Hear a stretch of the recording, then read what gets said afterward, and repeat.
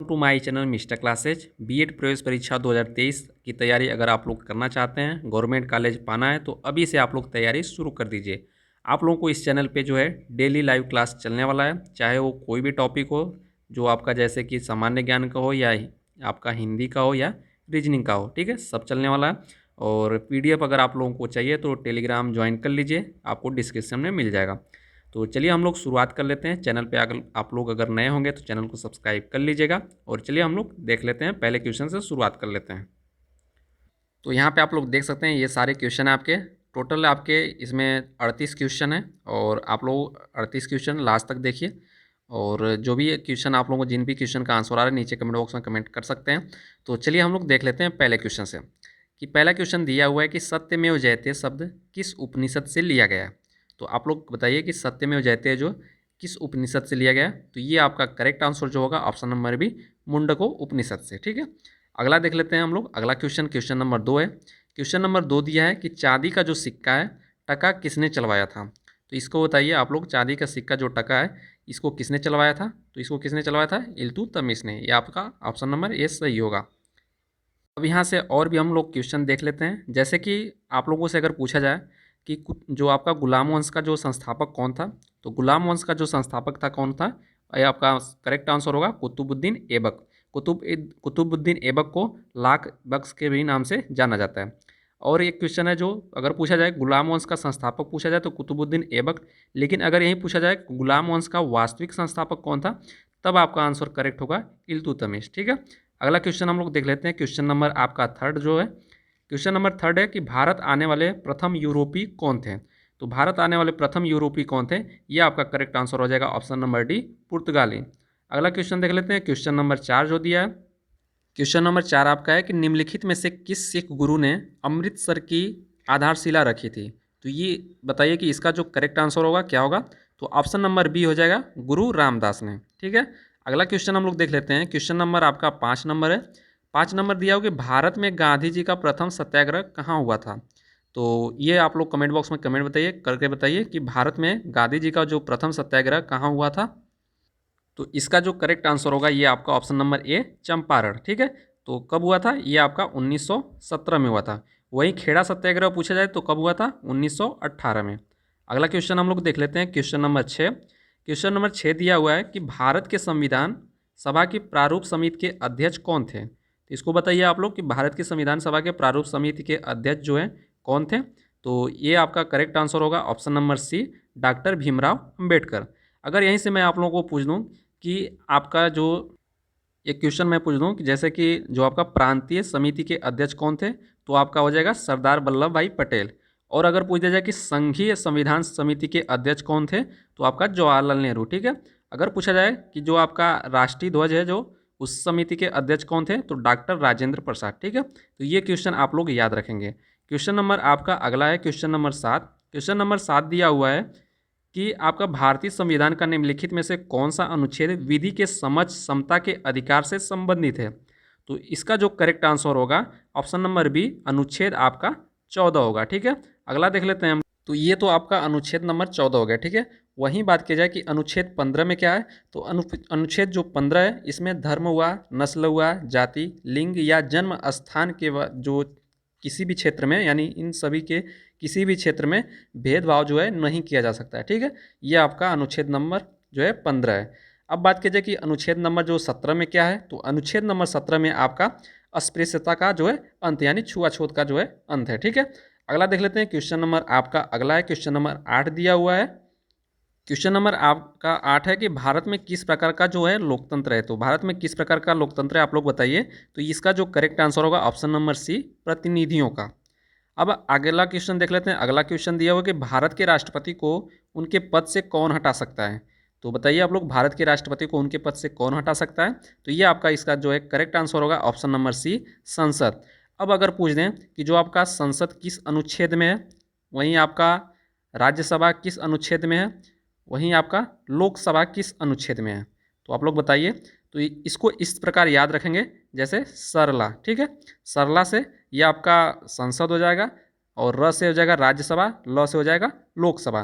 तो ये आपका 79 यानी संसद आपका 79 अनुच्छेद में है, 79 में, और राज्यसभा आपका 80 में है, और वहीं लोकसभा आपका 81 में है। तो इसको आप लोग ध्यान रखेंगे।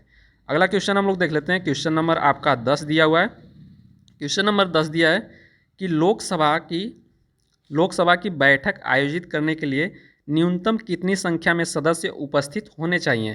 तो इसका जो करेक्ट आंसर होगा आपका ऑप्शन नंबर बी, कुल सदस्य का जो है 10वां भाग होना चाहिए। ये आपका करेक्ट आंसर होगा। अगला क्वेश्चन देख लेते हैं। क्वेश्चन नंबर आपका अगला है, दिया हुआ है कि ब्रह्मांड के अध्ययन को किस नाम से जाना जाता है।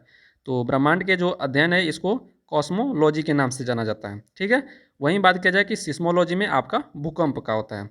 अगला देख लेते हैं। अगला क्वेश्चन आपका कि 12 नंबर दिया है कि निम्नलिखित में से कौन सी रेखा भारत के लगभग आधे हिस्से में से होकर गुजरती है। तो ये आपका ऑप्शन नंबर बी है, ये तो सभी लोग जानते होंगे, वो है कर्क रेखा। अगर आपसे यही पूछ दिया जाए कि कर्क रेखा कितने जो है डिग्री पे झुकी हुई है, तो ये आपका 23.5 डिग्री पे। ठीक है, इसको आप लोग ध्यान रखेंगे। वहीं आपका भूमध्य रेखा 0 और मकर रेखा भी आपका 23.5 है। क्वेश्चन नंबर अगला हम लोग देख लेते हैं। क्वेश्चन नंबर आपका अगला 13 नंबर दिया है कि भारत में कितने राज्य हैं। तो बताइए आप लोग कि भारत में वर्तमान में कितने राज्य हैं। तो ये आपका करेक्ट आंसर होगा ऑप्शन नंबर डी। अगर यहीं पे आपका यूटी यानी केंद्र शासित प्रदेश पूछा जाए तो आपका है 8।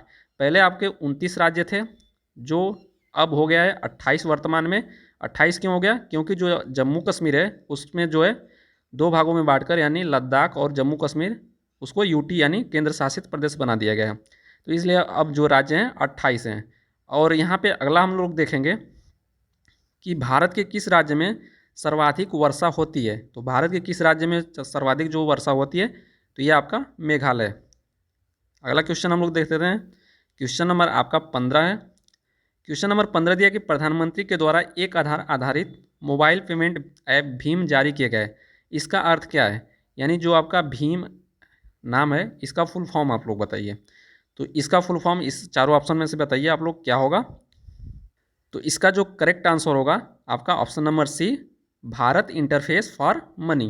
अगला देख लेते हैं। क्वेश्चन नंबर आपका 16 है। क्वेश्चन नंबर 16 दिया हुआ है कि भारत में कर्मचारियों हेतु महंगाई भत्ता तय करने का जो आधार है वो क्या है। तो ऑप्शन नंबर जो 16 है इसका जो करेक्ट आंसर होगा ऑप्शन नंबर बी, उपभोक्ता मूल्य सूचकांक। ठीक है, तो चलिए हम लोग देख लेते हैं अगला क्वेश्चन। और यहाँ पे क्वेश्चन नंबर जो 17 दिया हुआ है कि भारतीय रिजर्व बैंक का जो राष्ट्रीयकरण है किस वर्ष किया गया था। तो भारतीय रिजर्व बैंक जो यानी आरबीआई का जो है राष्ट्रीयकरण कब किया गया था। तो आरबीआई का जो राष्ट्रीयकरण है 1949 में किया गया। अगला क्वेश्चन देख लेते हैं। क्वेश्चन नंबर आपका अगला है, यदि आपका स्थापना पूछ दिया, ये तो राष्ट्रीयकरण होगा। ठीक है, अगर आरबीआई की स्थापना पूछा जाए तो आपका 1935, 1 जुलाई 1935। स्थापना 1 जनवरी, सॉरी जो राष्ट्रीयकरण है ये आपका 1 जनवरी 1949। ये आप लोग याद रखेंगे। क्वेश्चन नंबर आपका अगला दिया हुआ है कि भारत में प्रथम पंचवर्षीय योजना का प्रारंभ किस वर्ष हुआ था। तो बताइए आप लोग किस वर्ष हुआ था। ये आपका ऑप्शन नंबर डी करेक्ट हो जाएगा, 1951 यानी 15 मार्च 1951।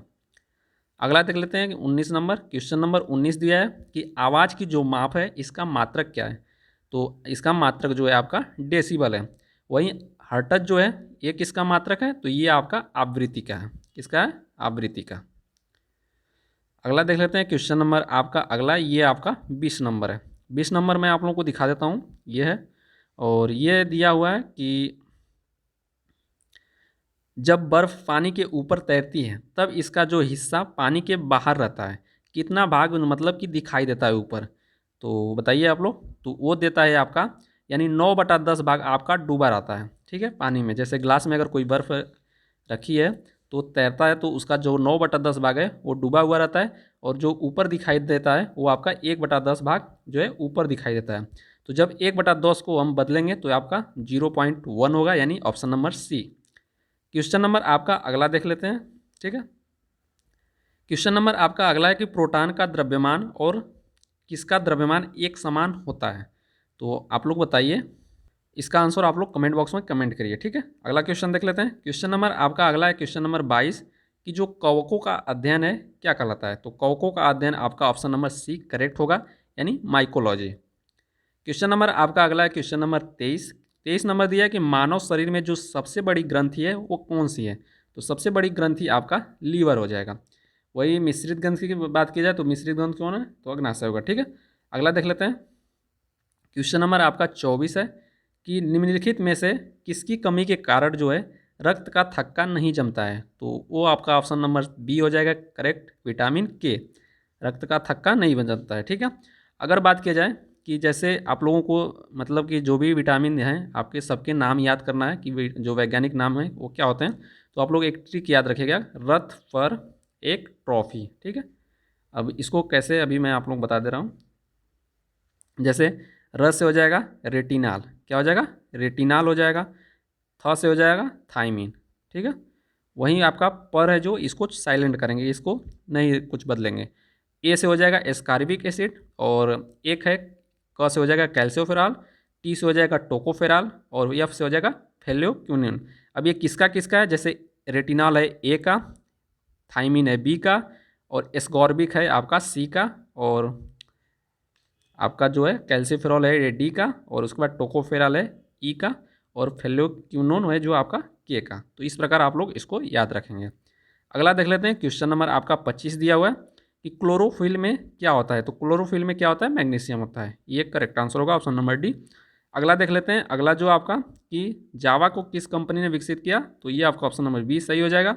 अगला क्वेश्चन देख लेते हैं कि दशमलव, इसको छोड़िए, इसको अगला देख लेते हैं। ये 28 नंबर। ठीक है, 28 नंबर दिया है कि इकोलॉजी शब्द की रचना किसने की थी, तो इकोलॉजी की जो शब्द की रचना है किसने की थी, ऑप्शन नंबर एक करेक्ट होगा, ये आपका अर्नस्ट हैकल ने। ठीक है, उसके बाद अगला देख लेते हैं। क्वेश्चन नंबर आपका 29 है कि निम्नलिखित में से किस राज्य में दंपा टाइगर रिजर्व स्थित है, तो ये आपका करेक्ट आंसर होगा मिजोरम। क्वेश्चन नंबर आपका अगला दिया है कि निम्नलिखित में से कौन सा भारत का पहला जो आपका अंतर्ग्रही अभियान है, तो अंतर्ग्रही यानी अंतर्ग्रह कौन होते हैं, बाह्यग्रह कौन होते हैं, जैसे आपका बुध हुआ, और उसके बाद शुक्र हुआ, फिर उसके बाद पृथ्वी हुआ, मंगल हुआ, तो ये चारों आपके अंतर्ग्रह के अंतर्गत आते हैं। अब इसके बाद जो भी है ग्रह बचे हैं वो बहिग्रह में आते हैं।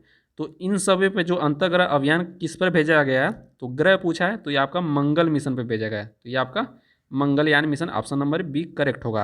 आप लोग चंद्रयान मिशन मत मारिएगा, ग्रह कहाँ है। ठीक है, अब देख लेते हैं। क्वेश्चन नंबर आपका 31 है, निम्नलिखित में से कौन सी किताब मुंशी प्रेमचंद्र के द्वारा नहीं लिखी गई है, तो मुंशी प्रेमचंद्र की जो किताब है गबन है, गोदान है, और आपका निर्मला है, ये आपका ऑप्शन नंबर सही यही हो जाएगा, गाइड नहीं है। ठीक है, क्वेश्चन नंबर आपका अगला देख लेते हैं कि डांडिया, जो आपका डांडिया लोक नृत्य है, ये आपका कहाँ से किस से संबंधित है, तो आपका ऑप्शन नंबर बी हो जाएगा करेक्ट, गुजरात से है। ठीक है, अगला देख लेते हैं। क्वेश्चन नंबर आपका अगला है कि निम्नलिखित में से कौन सा एक नोबेल पुरस्कार विजेता भारती का नाम है, तो नोबेल पुरस्कार जो विजेता भारती का नाम है वो है आपका सीवी रमन। ठीक है, कब दिया गया था, 1930 में। अगला देख लेते हैं। क्वेश्चन नंबर आपका अगला है कि ओलंपिक पदक जीतने वाली पहली भारतीय महिला कौन है, तो ओलंपिक पदक जीतने वाली पहली भारतीय महिला ये आपका कर्णम मल्लेश्वरी हैं, ये आपका ऑप्शन नंबर डी सही हो जाएगा। अगला देख लेते हैं। क्वेश्चन नंबर आपका 35 है कि एक जिले में सामान्य प्रशासन का प्रमुख होता है, तो एक जिले में जो सामान्य प्रशासन का जो प्रमुख होता है वो आपका होता है जिला अधिकारी का, ऑप्शन नंबर इसका सी होगा। अब क्वेश्चन नंबर आपका जो इम्पोर्टेंट है ये कि सूचना का जो अधिकार है यानी आरटीआई, राइट टू एजुकेशन होता है एक, देखिए राइट टू इन्फॉर्मेशन, ये आरटीआई सूचना का अधिकार यानी right to education sorry information. ठीक है, तो अगर इसका पूछा जाए आरटीआई का पूछा जाए, तो आरटीआई जो है ये आपका 12 अक्टूबर 2005, ये आपका ऑप्शन नंबर एक करेक्ट हो जाएगा। लेकिन वहीं आपका राइट टू एजुकेशन पूछा जाए, आरटीई का पूछा जाए, तो ये कब आया था, ये आपका 2009 में आया था। लेकिन वही पूछा गया कि लागू कब हुआ था, 2010, सब सही करेंगे। ये आरटीआई अलग है, आरटीई अलग है, इसको ध्यान में रखेंगे आप लोग। अब बात किया जाए 37 नंबर कि अन्वेषण के दौरान झूठ पकड़ने के लिए निम्नलिखित में से किसका प्रयोग किया जाता है, तो किसका प्रयोग किया जाता है, यानी नार्को टेस्ट का भी प्रयोग किया जाता है, पोलोग्राफ का भी टेस्ट का प्रयोग किया जाता है, ब्रेन मैपिंग टेस्ट, तो ये आपका ऑप्शन नंबर डी सही हो जाएगा, उपरोक्त सभी का। अब हम लोग अगला क्वेश्चन देख लेते हैं। क्वेश्चन नंबर लास्ट है ये 38 नंबर की जो चरकुला प्रमुख लोक नृत्य है ये कहाँ से संबंधित, यानी बुंदेलखंड से कि अवध से कि ब्रजभूमि से कि इनमें से कोई नहीं, तो इसका जो करेक्ट आंसर होगा ऑप्शन नंबर बी हो जाएगा, ब्रजभूमिका। तो ये आपके सामान्य ज्ञान के 38 क्वेश्चन थे। आप लोग कमेंट बॉक्स में कमेंट करके बताइएगा कि कैसा आप लोगों को लगा, और पसंद आया हो तो सब्सक्राइब कर लीजिएगा चैनल को। आप लोगों को डेली इस चैनल पे क्लास सभी, जैसे रीजनिंग हुआ, हिंदी हुआ, सामान्य ज्ञान, सबका जो है चलने वाला है, ठीक है। तो चैनल पे अगर आप लोग नए होंगे तो चैनल को सब्सक्राइब कर लीजिएगा। अगर आप लोगों को ये पीडीएफ चाहिए तो आप लोग जो वीडियो देख रहे हैं इसके डिस्क्रिप्शन में आप लोग जाएंगे तो वहाँ पे टेलीग्राम लिंक मिला हुआ है, वहाँ से ज्वाइन आप लोग कर सकते हैं। और बीएड से संबंधित हर पल आप लोगों को इस चैनल पे आप लोगों को इन्फॉर्मेशन मिलती रहेगी। कोई भी डाउट रह जाता है तो आप नीचे कमेंट बॉक्स में कमेंट करके पूछ सकते हैं, आप लोगों को उसका जो जवाब है दिया जाएगा। तो आप लोग अभी से तैयारी में लग जाइए ज़ोर शोर से। और आप लोगों का जो है, अगर आप लोग टाइमिंग बताना चाहेंगे कि कब से जो है क्लास लिया जाए, यानी टाइमिंग शाम को हो कि सुबह में, तो आप लोग टाइमिंग भी नीचे कमेंट बॉक्स में कमेंट कर सकते हैं कि इस टाइम आप लोग, इस टाइम जो है क्लास डेली लिया जाए, ठीक है। तो डेली क्लास चलेगी, आप लोग चैनल को सब्सक्राइब कर लीजिएगा और सपोर्ट जरूर कीजिएगा लाइक और सब्सक्राइब करके। तो मिलेंगे अगले वीडियो में। ओके दोस्तों, जय हिंद।